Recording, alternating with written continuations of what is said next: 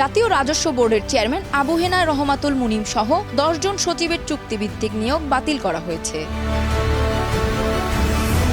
আজ বুধবার জনপ্রশাসন মন্ত্রণালয় থেকে এক বিজ্ঞপ্তিতে এ তথ্য নিশ্চিত করা হয়েছে। এতে সই করেছেন মন্ত্রণালয়ের উপসচিব ভাস্কর দেবনাথ বাপ্পী। চুক্তিভিত্তিক নিয়োগ বাতিলের এই তালিকায় আরও যারা রয়েছেন: জাতীয় সংসদ সচিবালয়ের সচিব KM আব্দুস সালাম, সড়ক পরিবহন বিভাগের সচিব ABM আমিনুল্লাহ নুরি, বাংলাদেশ বিনিয়োগ উন্নয়ন কর্তৃপক্ষের চেয়ারম্যান লোকমান হোসেন মিয়া, পরিকল্পনা বিভাগের সিনিয়র সচিব সত্যজিৎ কর্মকার, বেসরকারি বিমান পরিবহন ও পর্যটন মন্ত্রণালয়ের সচিব মোকাম্মেল হোসেন, কৃষি মন্ত্রণালয়ের সচিব বেগম ওয়াহিদা আক্তার, বিজ্ঞান ও প্রযুক্তি মন্ত্রণালয়ের সচিব মোহাম্মদ আলী হোসেন, রেলপথ মন্ত্রণালয়ের সচিব ডক্টর মোহাম্মদ হুমায়ুন কবির এবং বাংলাদেশ বিনিয়োগ উন্নয়ন কর্তৃপক্ষের নির্বাহী সদস্য সচিব মোহাম্মদ খায়রুল ইসলাম।